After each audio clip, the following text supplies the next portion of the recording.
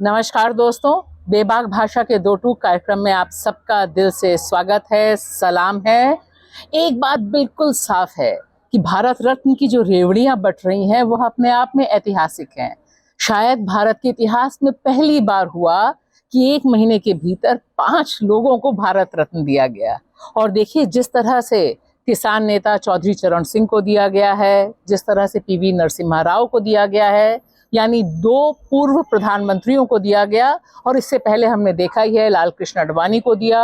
और इन सब के पीछे जिस तरह की पॉलिटिक्स है वह अपने आप में जबरदस्त है। कर्पूरी ठाकुर को जब भारत रत्न दिया तो सबने देखा कि किस तरह से जो सरकार है वो पलट गई।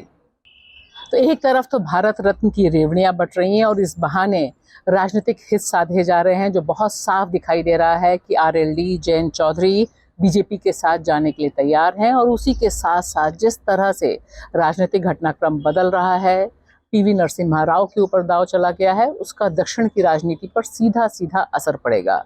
लेकिन मोदी जी, इन रेवड़ियों को बांटने के समय क्या आपको दिखाई दे रहा है कि आपकी डबल इंजन की सरकार किस तरह से हिंसा, आगजनी और नफरत की लपटों को बढ़ा रही है?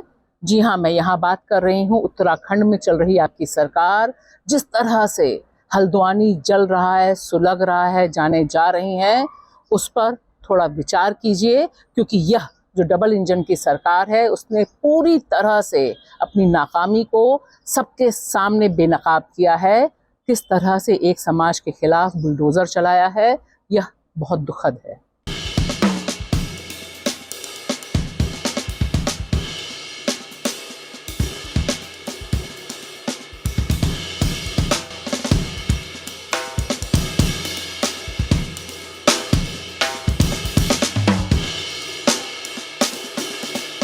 मैं यहाँ जिक्र हल्द्वानी का इसलिए कर रही हूँ क्योंकि मैं बहुत गमगीन हूँ। उस इलाके को मैं बहुत अच्छे से जानती हूँ, बहुत लंबे समय से वहाँ से हमारा रिश्ता रहा है। और जिस तरह से हल्द्वानी को नफरती उन्माद, सांप्रदायिक उन्माद में ढकेल दिया गया है, और इसके पीछे की पूरी रणनीति, जिस तरह से बुलडोज़र चलाया गया, जिस तरह से पूरी की पूरी केस को, जो कि लंबित है मामला, 14 फरवरी को सुनवाई होनी है, और उसके बाद अचानक जिस तरह से प्रशासन बुलडोज़र लेकर पहुंचता है और सब कुछ आंखों के आगे इस तरह से होता है जैसे स्क्रिप्ट लिखी हुई है कि हिंसा फैलानी ही है। क्योंकि यह याद रखना ज़रूरी है कि जब इस इलाके को सील किया गया, जहां मदरसा है, जहां पर मस्जिद है, जब सील किया प्रशासन ने, कोई हिंसा नहीं हुई। नागरिकों ने, स्थानीय निवासियों ने अपील की कि मामला कोर्ट में है, 14 फरवरी को सुनवाई है। लेकिन देखिए, जो प्रशासन है, जिसके पास निश्चित तौर पर सरकारी ऑर्डर्स थे, उसने क्या किया? आइए सुनते हैं यहाँ के स्थानीय विधायक जो बहुत अहम सवाल उठा रहे हैं। घटनाक्रम हुआ, किस तरह से देखते हैं? क्या माहौल ऐसा रहा कि इतनी बड़ी घटना हो गई? नहीं, देखिए, तो बहुत बड़ी चूक है प्रशासन और जो प्रशासनिक अधिकारी हैं, जिनका बड़ा उतावलापन है। क्योंकि अभी वो जब कोर्ट अप्रोच जिन लोगों ने करा था, उन्हें 14 तारीख की डेट उनके पास थी, लेकिन जल्दबाजी में और बिना कॉन्फिडेंस में लिए हुए, वहाँ के जो लोग हैं, जो मौजूद लोग हैं, जो उनके मौलाना लोग हैं, तो उनको कॉन्फिडेंस में लेके बात करी जाती है। आप एकदम वहाँ पहुँच जाते हैं और बिना इन्फॉर्मेशन के और ऐसी कार्रवाई को अंजाम दिया। लेकिन अनुचित हुआ जो भी हुआ। आज आज़ादी के बाद से आज तक कभी हल्द्वानी शहर में ऐसा हमने कभी नहीं देखा। तो बड़ा काला दिन है, बड़े दुख का विषय है, और बड़ा जो पूरी चीज़ हुई उसमें मेरे को बहुत दुख है। और सवाल बहुत सीधा सीधा, साफ साफ, ये वही उत्तराखंड है जो देश का पहला यूसीसी यानी यूनिफॉर्म सिविल कोड लेकर आता है, मुसलमानों के भीतर भीषण आशंका जगाता है, और उसके बाद इस तरह की हिंसा की वारदात होती है। बुलडोज़र इस तरह से चलाने की क्या ज़रूरत थी?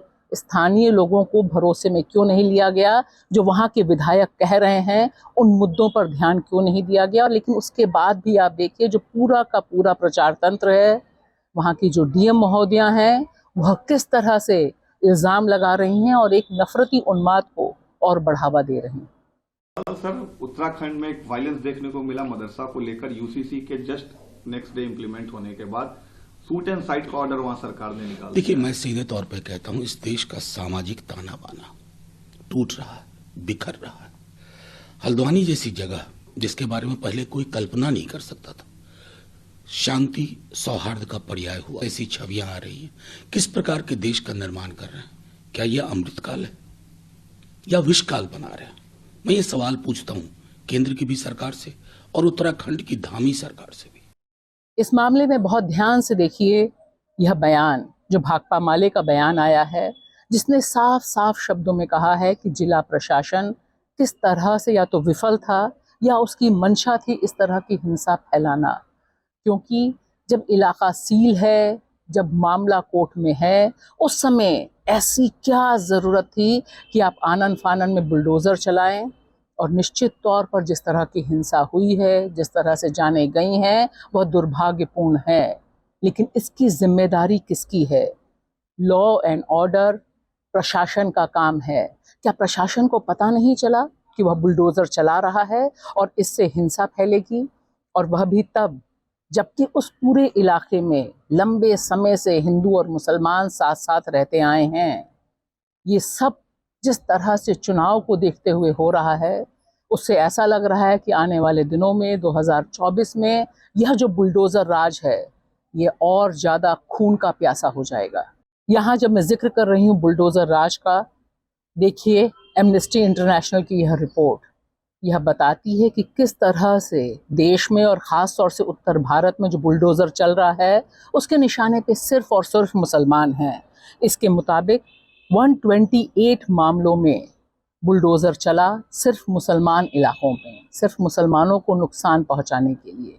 और तो और एक और जिक्र यहाँ करना ज़रूरी है कि 2014 से लेकर 2022 के बीच जो नफ़रती बोल हैं, जो हेट स्पीचेस हैं, उनमें 5 गुना इजाफा हुआ है। यह सरकारी आंकड़े हैं जो मैं आपके सामने रख रही हूँ। 2014 में 333 मामले थे, 2022 में 1523 मामले। यह आंकड़ा बता रहा है कि भारत में जो लोकतंत्र को बदला जा रहा है, वह एक नफरती तंत्र में बदला जा रहा है, जिसमें राज्य बुलडोज़र पे सवार है और दूसरी तरफ पॉलिटिकल हित साधने के लिए भारत रत्न की रेवड़ी बरसाई जा रही है। शुक्रिया।